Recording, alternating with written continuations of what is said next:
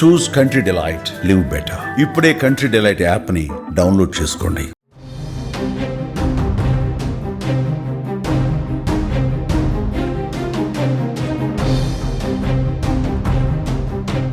నువ్వంటే ప్రాణమన్నాడు, నువ్వు లేకుండా నేనుండలేను అన్నాడు. నువ్వు ఒప్పుకుంటే పెళ్లి కూడా చేసుకొని మహారాణిలా చూసుకుంటానని ఇలా ఎన్నో మాయమాటలు చెప్పి చివరికి గర్భవతినిచ్చేసి మొహం చాటేశాడు. ఈ మోసాన్ని తట్టుకోలేని బాధితురాలి ఇటీవల ఆత్మహత్య యత్నానికి పాల్పడింది. అయినా కనికరించని ఆ దుర్మార్గుడు రాజీ కుదుర్చుకోవాలని ప్రయత్నించి దారుణానికి ఒడిగట్టాడు.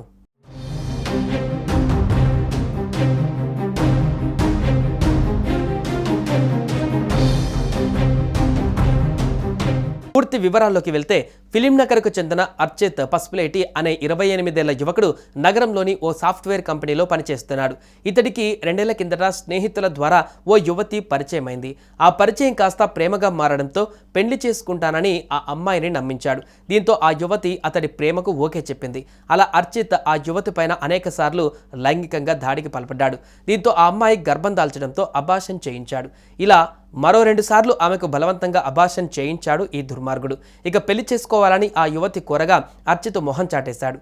నాకు ఇంకాస్త టైం కావాలని పోస్ట్ పోన్ చేస్తూ వచ్చాడు. అయితే ఈ క్రమంలోనే అర్చిత్ మరో యువతితో సన్నిహితంగా ఉన్నట్లు ఆ యువతికి తెలిసింది.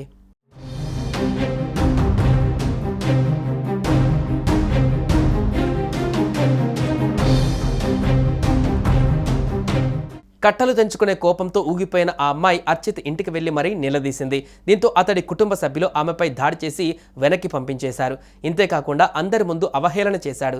ఇదంతా జీర్ణించుకోలేకపోయిన ఆ యువతి ఫిబ్రవరి 24న ఆత్మహత్య యత్నానికి పాల్పడింది. ఫిలింనగర్ పోలీసులు ఆమెను ఆసుపత్రిలోకి చేర్చారు.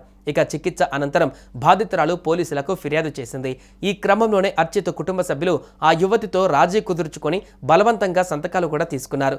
ఇక మొత్తానికి ఉన్నతాధికారుల జోక్యంతో నిందితుడు అర్చిత్కు సహకరించిన స్నేహితురాలు కావ్య పొట్టూరి ఆదిత్య సయ్యప్ప రాజు పైన BNS 69, 79, 351/3 సెక్షన్ల కింద కేసు నమోదు చేసి దర్యాప్తు చేస్తున్నారు.